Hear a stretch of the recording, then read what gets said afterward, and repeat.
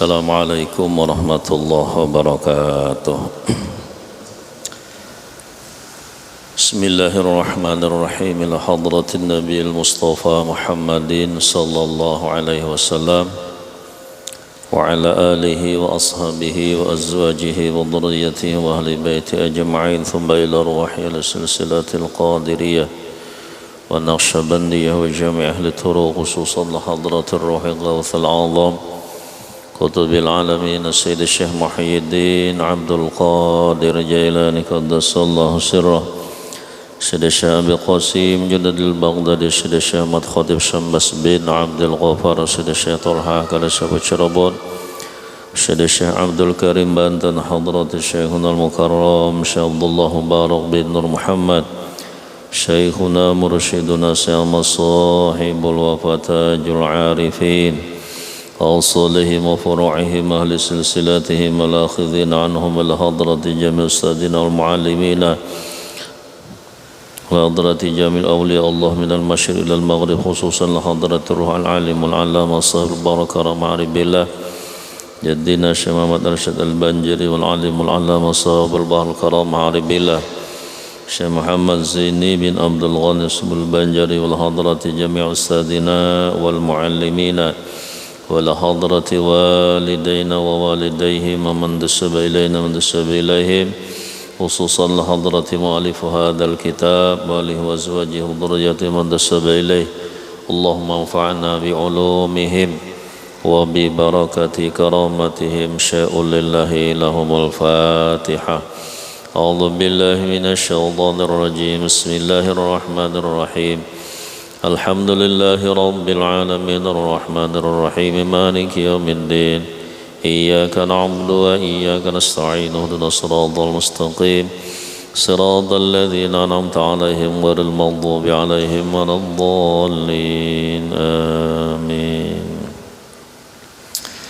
بسم الله الرحمن الرحيم.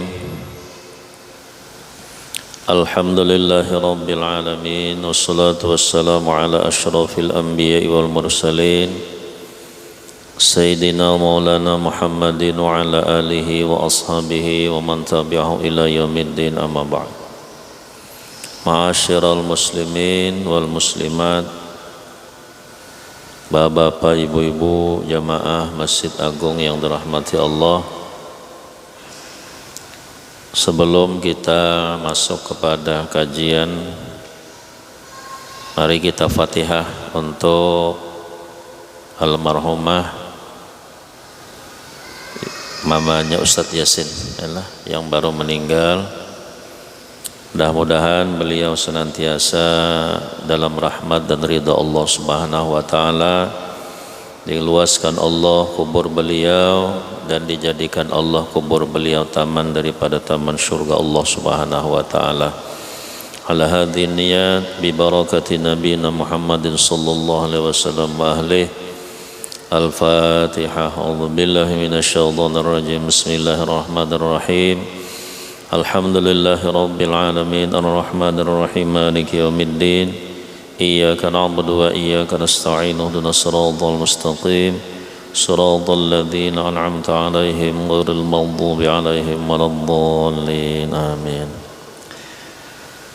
Alhamdulillah, mari kita panjatkan puji syukur kehadirat Allah Subhanahu wa taala pada malam hari ini dengan limpahan hidayah, taufik serta inayah dari Allah Subhanahu wa taala, sehingga kita bisa kembali hadir di masjid yang kita cintai ini, yang pada kesempatan malam hari ini setiap malam Senin kita membaca kitab yang hukumnya fardhu ain, yaitu membaca kitab tauhid karangan daripada Said Muhammad bin Yusuf As-Sanusi Al-Hasani radhiyallahu anhu. Kelanjutan pengajian kita, qala al-mu'allifu rahimahullahu ta'ala wa nafa'ana fi ulumihi fid dharain, amin. Alhamdulillahilladzi hadana Sampai situ semalam ben. Alhamdulillahilladzi hadana, artinya segala puji bagi Allah yang telah memberikan hidayah kepada kita. Itu semalam adalah puji hadis kepada qadim. Artinya Allah memberikan hidayah kepada kita untuk kau melakukan taat. Jadi kalau Allah kada memberi hidayah, biar semua orang membawai supaya menggawi ketaatan kada kawainya. Tapi kalau Allah memberi hidayah, biar semua orang melarang agar jangan inya melakukan satu ketaatan, maka inya tetap mampu melakukannya. Nah, jadi kita mengucap alhamdulillahilladzi hadana, itu adalah puji hadis kepada qadim. Semalam pujian itu terbagi menjadi 4 semalam, biarlah puji qadim kepada qadim, puji qadim kepada hadis dan sebagainya. Lalu kelanjutannya bermula makna puji pada lughat. Lughat itu artinya di dalam arti bahasa. Apa gerang memuji itu definisinya atau ta'rif memuji. Sehingga kalau kita tahu ta'rifnya, tahulah apa yang dibuat menjadi ta'rif tadi. Misalnya semalam sudah pernah kita kisahkan, biarlah apa itu iwak, apa itu ikan.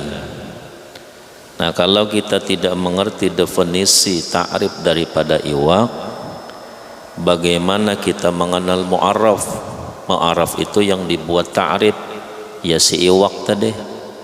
Bagaimana kita tahu itu iwak kalau tidak mengerti ta'rif definisi daripada iwak? Sama aja memuji, apa ta'rifnya memuji? Nah, kalau iwak itu semalam sudah pernah kita kisahkan pada subuh puasa. Definisinya ta'rifnya hayawanun ta'ishu fil bahri wala ta'ishu fil barri. Itu definisi ta'rif daripada iwak. Sudah mengetahui ta'rifnya, maka kita bisa menghukumi, oh binatang ini iwak, yang ini lain. Jadi artinya hewan, iwak itu hewan. Ta'ishu fil bahri, yang hidup di banyu, wala ta'ishu fil barri, inya kada hidup di daratan. Jadi kalau di banyu hidup, di darat hidup, itu keluar daripada definisi atau ta'rif iwak. Kada kawa kita menghukumi binatang itu iwak. Artinya kada boleh dimakan. Di banyu hidup, di darat hidup, biawak. Biarlah biawak lain iwak. Nah, jadi banyu ini binatang aja, tangkap aja. Sekalinya di darat hidup juga. Lalu kalau pepuyuh pang, iwak lele pang, walot, tahan di darat sampai seharian ninya bekakat, pakai insangnya naik ke darat tuh. Kalau di hulu sungai itu manau. Jadi kalau musim hujan, iwaknya naikkan ke darat. Iwak pepuyuhnya pakai insangnya tuh berjalan tuh. Nah, begilok boleh kepalanya pakai insangnya. Tahan aja seharian kada mati. Maka definisinya hewan yang hidup di laut, di banyu, tapi kada hidup di darat. Lalu kayak apa menghukumi iwak pepuyuh ini? Sedangkan sehari tahan di darat. Lalu keluarkah pada definisi ta'rif yang disebut hewan yang hidup di banyu kada hidup di darat? Sedangkan seandainya inya hidup di darat hanya hayatul murur, kehidupan yang hanya sekedar inya tadi meregang nyawa. Tapi kalau hayatul istimrar, hidup yang kekal sampai seharian kan lawas tuh. Iwak lele itu tahan seharian, andak jadi darat, tahannya kada mati. Apakah kada keluar daripada ta'rif yang ada? Maka ulun hanyarjo menemukan belah itu lawas, ulun bingung memaham itu. Ketika kita dikritik orang kayak apa definisi yang disebutkan, definisi ta'rif iwak tadi, yang hewan hidup di banyu kada hidup di darat, ini lihat buktinya papuyuk tahan jadi darat seharian, usi tahannya seharian di darat, walut lele tahan seharian di darat. Nah ternyata ulama memahami dia hidupnya di darat tidak seperti dia hidupnya di dalam air. Kira-kira kalau lele kawak kada cari makan di darat, misalnya lele menyasahi anak ayam, mentang-mentang karena liwak lelenya, lalu ada anak ayam atau belalang sasahinya, sepertinya menyasah di dalam banyu. Nah jadi kehidupannya itu tidak seperti hidupnya ketika di darat. Maka tetaplah dihukumkan iwak yang hidupnya tadi itu termasuk definisi atau termasuk di dalam hukum iwak, artinya halal dimakan. Nah itu kisah fikih Bang Ben lah. Ini padahal babnya lain fikih, tapi kita untuk mendekatkan pemahaman apa itu ta'rif, definisi daripada pujian tadi. Nah kita kembali kepada pembahasan. Bermula makna puji pada lughat itu di dalam arti bahasa, makna atau ta'rif atau definisinya, pengenalan apa itu pujian. Huwa thana'u bil jamili alal jamili al ikhtiyari ala jihati ta'zim. Itu ngarannya pujian menurut pahaman daripada ulama ahli bahasa. Jadi huwa thana'u bil jamili alal jamilil ikhtiyari ala jihati ta'zim, yaitu memuji dengan keelokan atau kebaikan atas sifat yang elok atau yang baik, yang ikhtiyari. Ikhtiyari itu yang memang ada usaha ikhtiar, diusahai untuk melakukan sifat yang baik tadi benar, atas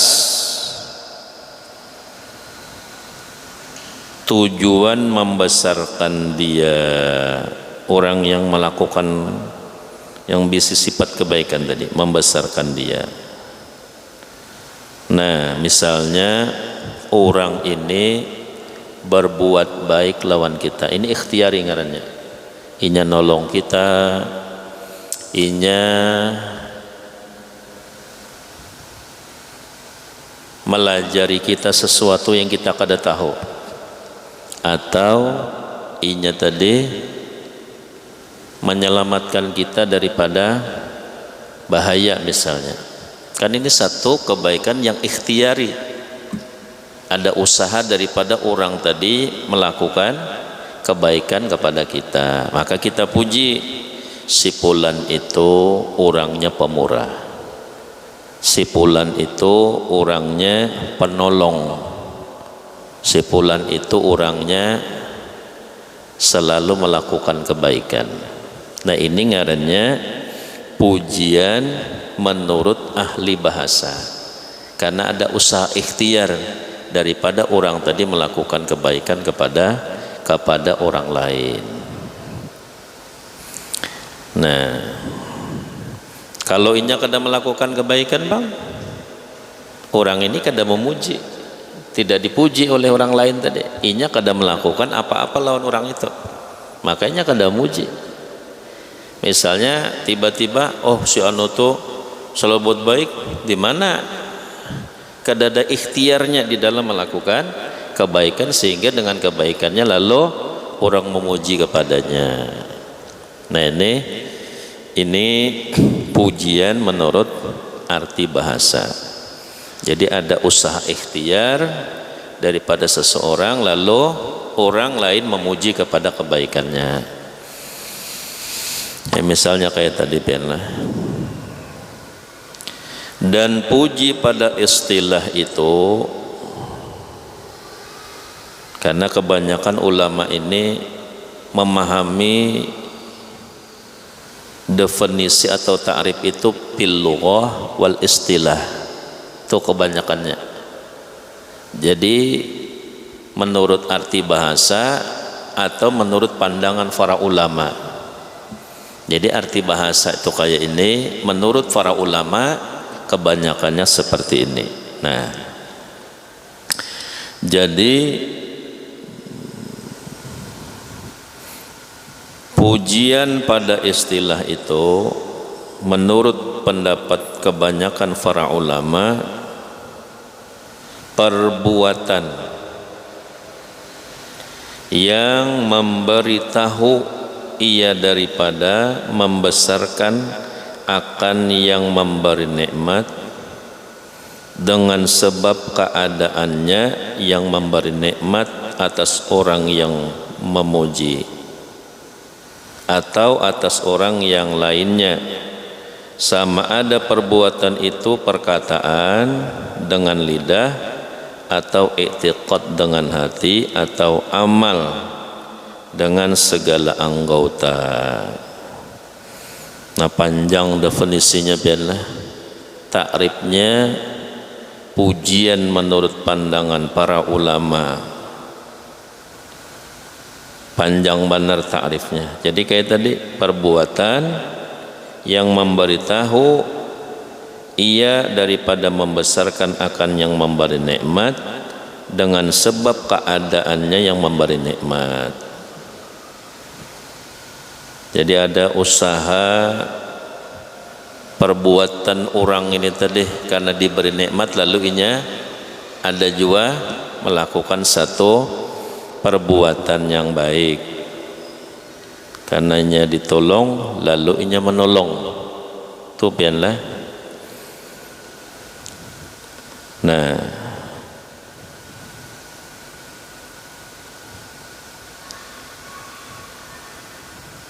atau atas orang yang lainnya, sama ada perbuatan itu perkataan dengan lidah atau i'tiqad dengan hati atau amal dengan segala anggota. Jadi semuanya.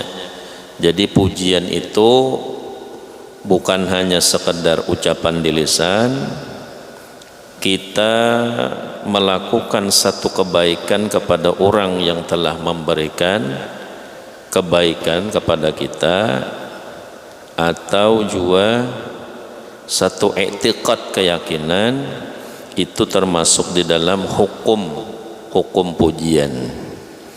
Jadi luas pendapat ulama-ulama, pengertian pujian itu lebih luas daripada pendapat ulama ahli bahasa.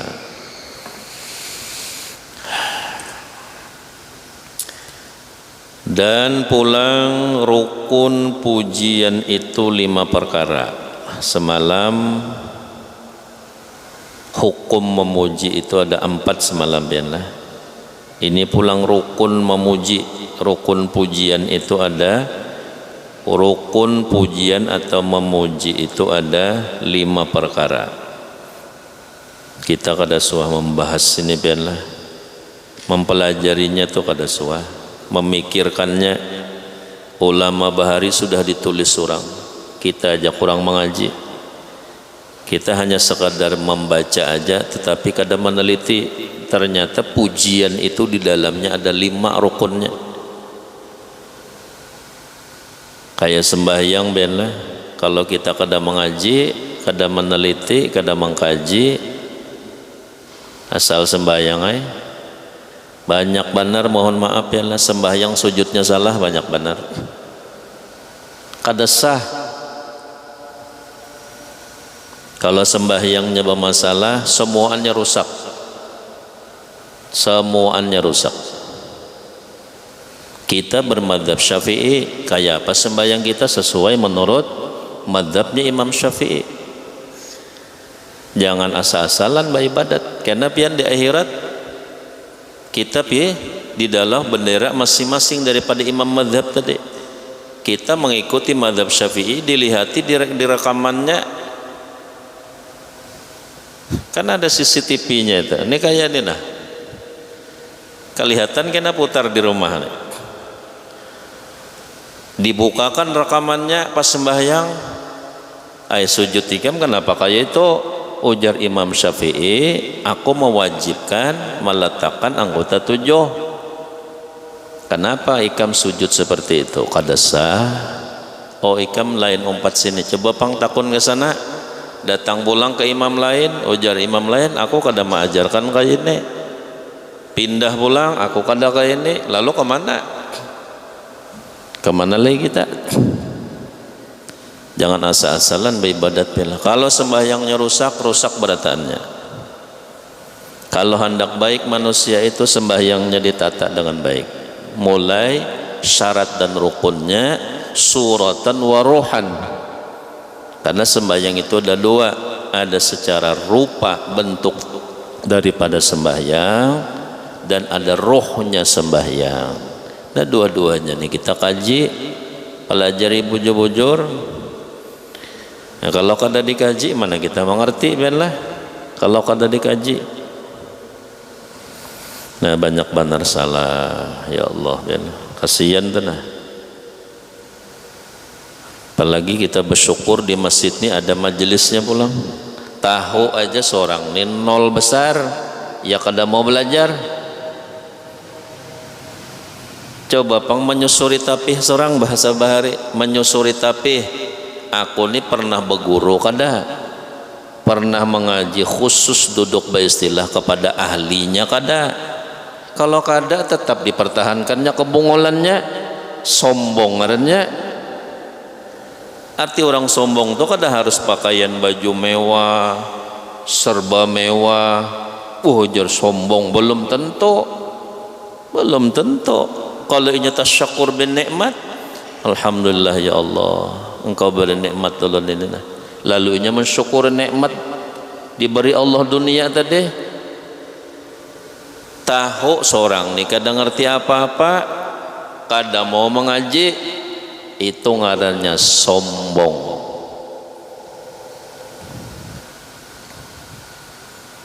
Nah, coba kita nih manusia ini hendak baik, dan hendak baik harus inya mau introspeksi. Harus mau introspeksi, koreksi. Oh, aku kada suahna, aku kada pernah ini nah, aku kada pernah ini nah. Nah kita mau tuh baik kurang tuh. Hanya mencari yang ahlinya biarlah.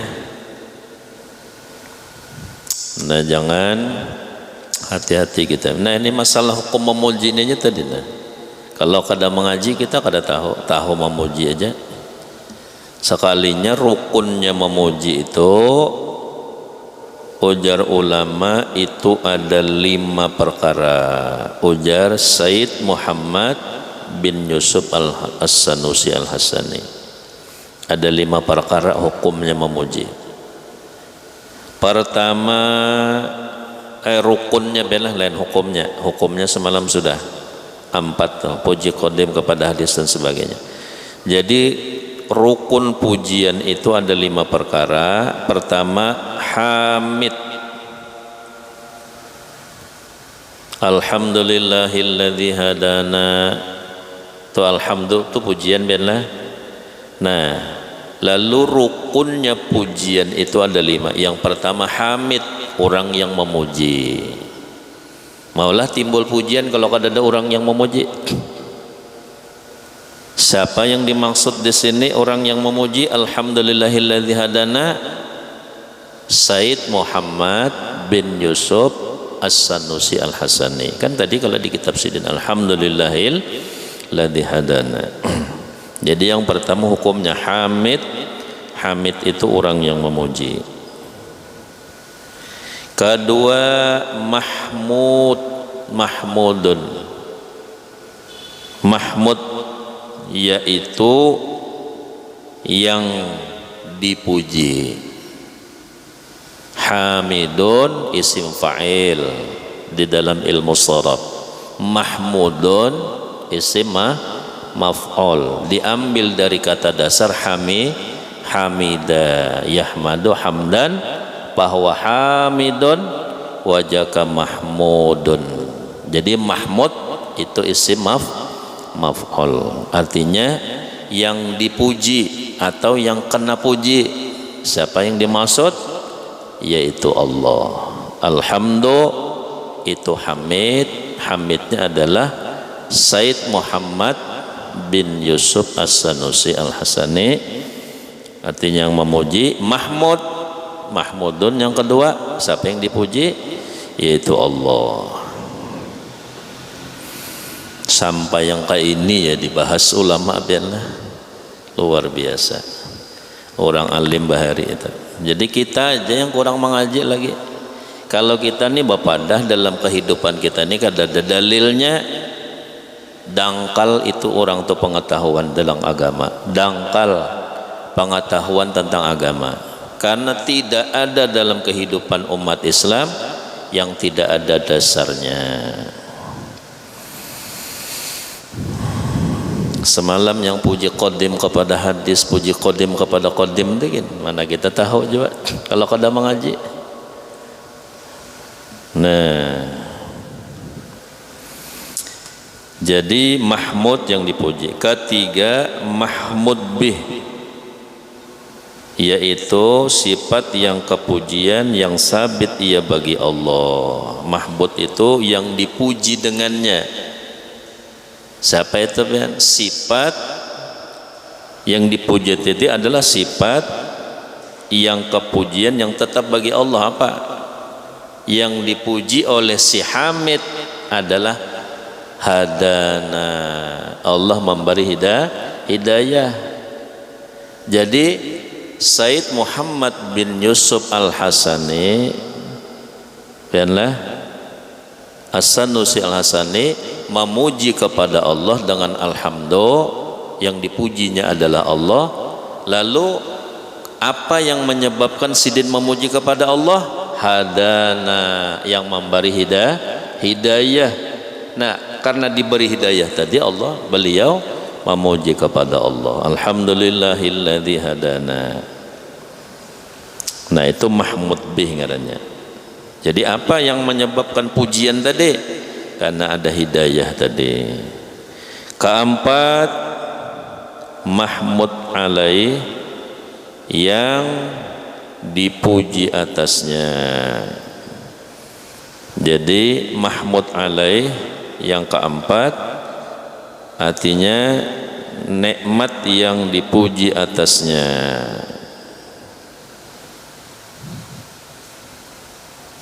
Yang ketiga tadi mahmud bih, sifat yang kepujian yang sabit bagi Allah. Oh, ini sifatnya biarlah. Nah, Allah memberikan pertolongan. Yang ketiga, yang keempat mahmud alaih. Nah, mahmud alaih ini adalah hidayah tadi. Nah, ini terbalik biarlah. Jadi mahmud alaih yang dipuji atasnya adalah hidayah yang Allah berikan lawan Said tadi itu, lawan Said Muhammad bin Yusuf As-Sanusi tadi. Yang kelima, lafaz seperti katanya alhamdulillah. Nah, itu rukun pujian. Jadi ada lafaznya alhamdulillahilladzi hadana, atau juga apa nih,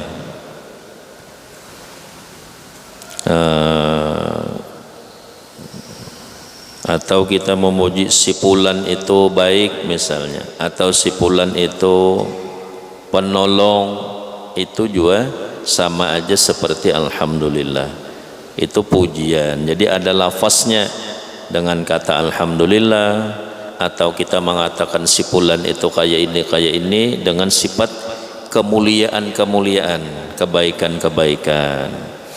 maka itu ngarannya lafaz daripada pujian. Jadi yang kelima, jadi rukun pujian ada 5: hamid, mahmud, mahmud bih, mahmud alaih, lawan yang kelima adalah lafaz daripada pujian, baik dengan bahasa alhamdulillah atau si fulan itu orang baik, si fulan itu orangnya penolong, si fulan itu selalu melakukan kebaikan dan sebagainya, itu ngarannya lafaznya. Maka itu termasuk di dalam rukun pujian.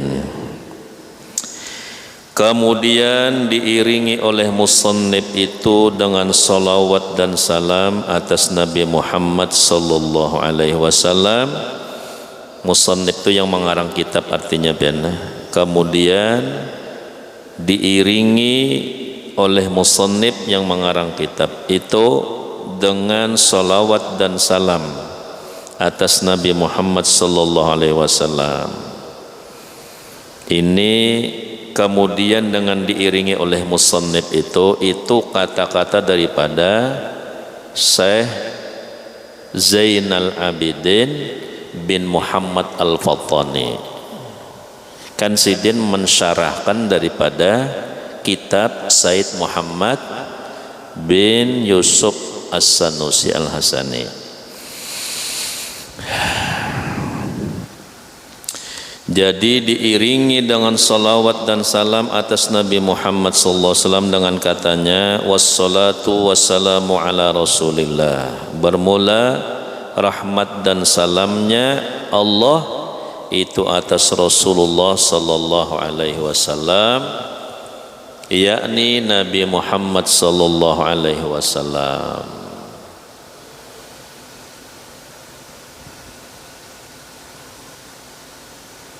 Sungguhnya mendatang ia dengan salawat atas Nabi Muhammad sallallahu alaihi wasallam karena warid daripada hadis. Jadi kata Syekh Zainal Abidin bin Muhammad Al-Fattani mengesahkan kepada Said Muhammad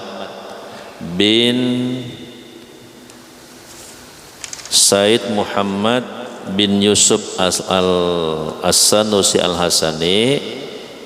Nah, beliau membawa salawat dan salam di dalam kitabnya ini, menuliskan itu adalah karena mengikuti hadis daripada Nabi Muhammad sallallahu alaihi wasallam. Kata Rasulullah, man shalla alayya fi kitabin lam tazalil malaikatu tastaghfiru lahu madama ismi fi dzalikal kitab. Jadi ini hadis Rasulullah. Makanya Said Muhammad bin Yusuf As-Sanusi Al-Hasani menulis dalam kitabnya ini, kata Syekh Zainal Abidin bin Muhammad Al-Fattani, jadi menulis beliau ini karena mengikuti hadis Rasulullah yang mengatakan, ujar Rasulullah, siapa yang bersalawat kepadaku di dalam satu kitab, di dalam satu tulisan, maka senantiasa malaikat memintakan ampun kepada orang yang menulis di dalam kitabnya. Ada ngaran Nabi tadi, selama-lamanya memintakan ampun malaikat kepada orang tadi selama namaku masih ada di dalam kitab itu tadi. Jadi mulianya Rasulullah biarlah. Nah, ini Nabi seorang madahkan. Jadi makanya kami bahari itu habis tuntong mengaji kayak kitabnya. Ini kena boleh hendak nukar biarlah. Ulun kada ingat kalau hendak pengarannya kena ulun fotokan ininya apa mukanya ini. Nah, kena hanya nukar paling ini selembar nanti akan nukarkan lah. Nah, kena jadi habis tonton karena ini Melayu aja nyaman aja pian mengartikan. Nah, jadi habis selesai kami dahulu di pondok habis tonton mengaji tulis di higa sini Allahumma sholli ala sayyidina Muhammad, karena mengikuti daripada hadis Rasulullah dan ulama-ulama melakukan itu. Ujar Rasulullah, siapa yang bersalawat kepadaku di dalam satu kitab, senantiasa malaikat memintakan ampun kepada orang yang berselawat di dalam tulisannya. Tadi kitabnya menulis selawat selama ngaranku masih ada di dalam kitab itu, sampai berapa ratus tahun aja ini kitab ini ada terus. Maka selama itu juga malaikat memintakan ampun kepada kita. Nah untung benar benar. Jadi kadar menulis setumat tapi manfaatnya selama-lamanya. Nah itu kata Syekh Zainal Abidin bin Muhammad Al-Fatani. Kenapa Said Muhammad bin Yusuf As-Sanusi Al-Hasani menulis dalam kitab beliau wassalatu wassalamu ala Rasulillah sallallahu alaihi wasallam. Nah karena mengikut hadis Nabi tadi.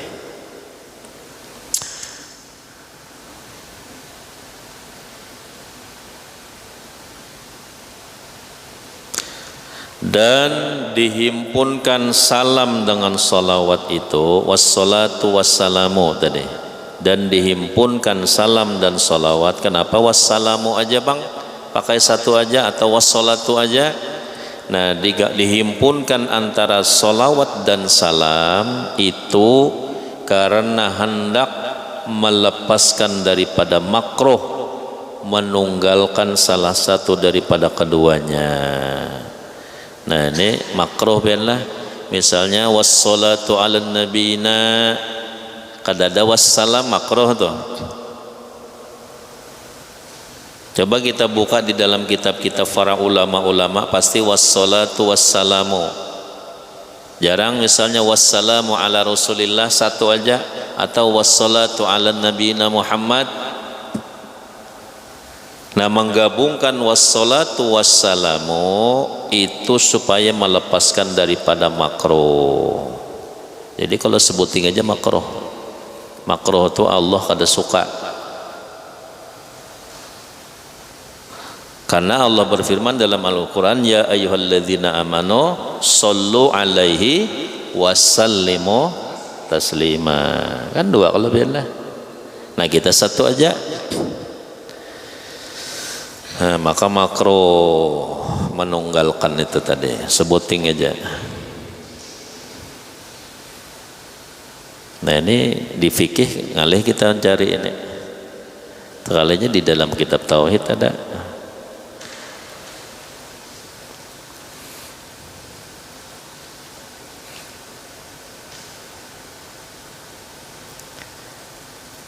Karena hendak melepaskan daripada makruh, menunggalkan salah satu daripada keduanya, selama tiada tempat yang didatangkan warid atau hadis menunggalkan akan dia.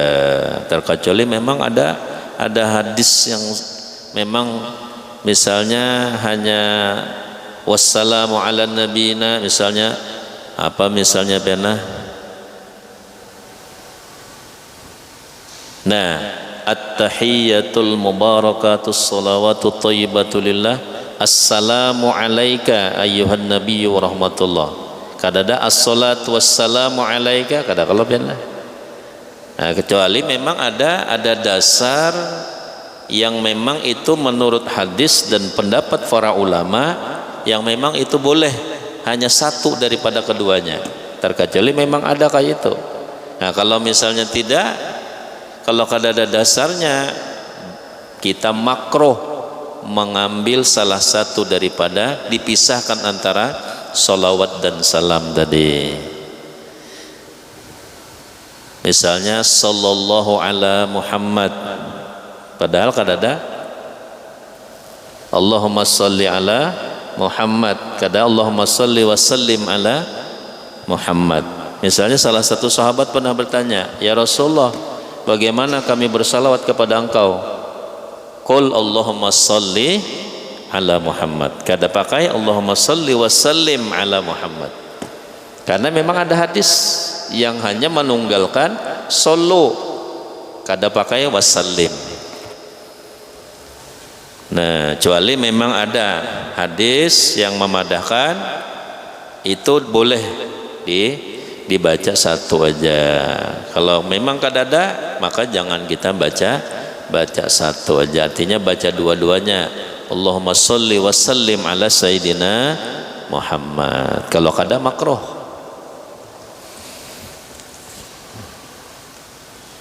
Makruh tadi benar, artinya makruh itu Allah kada suka.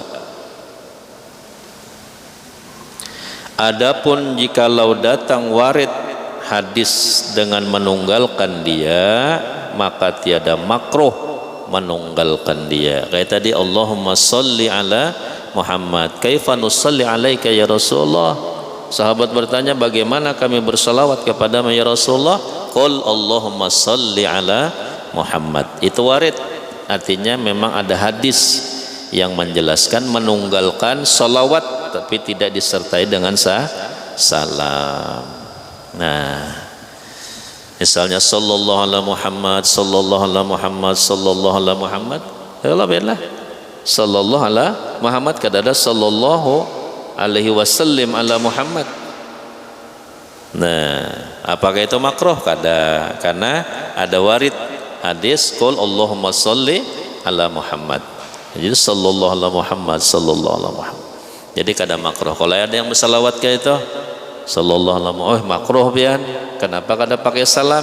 Sedangkan Allah ya ayyuhalladzina amanu shollu alaihi wasallimu taslima. Allah memerintahkan salawat dan salamlah kepada Rasulullah. Kita berharap shollu aja, kada salam. Semoga rahmat, tapi kada ada keselamatan. Baiklah. Nah itu aja, karena yang akan datang kita akan bahas. Dan ketahui ilmu bahwasanya makna salawat pada logat itu ad-doa. Apa itu arti salawat, dan juga ada berapa bagian daripada salawat itu. Biarlah salawat Allah kepada Nabi, salawat malaikat kepada Nabi, salawat mak kita kepada Nabi, atau juga apa ngarannya salawatnya yang tidak bernyawa, misalnya makhluk-makhluk yang lain kepada Nabi, apa maknanya. Jadi karena kita akan bahas yang akan datang. Al-Fatihah. Bismillahirrahmanirrahim. Alhamdulillahirabbil alamin arrahmanirrahim. Shiratal ladzina an'amta 'alaihim ghairil maghdubi 'alaihim waladdallin. Amin ya Allah. Bismillahirrahmanirrahim. Alhamdulillahirabbil alamin, wassalatu wassalamu ala asyrafil anbiya'i wal mursalin sayyidina Maulana Muhammad wa ala washabihi ajma'in. Allahumma zidna ilma warzuqna fahma. Allahumma rzuqna fahman nabiyyin hibdal mursalin wa ilhamal malaikatil muqarrabin. Ghusna ya Allah wa walidayna wa azwajina wa dhurriyyatina min umuri dunya wal akhirah wa atasimu bihablillah. Sallallahu ala sayyidina Muhammadin nabiyil ummi wa alihi wasallam. Alhamdulillah.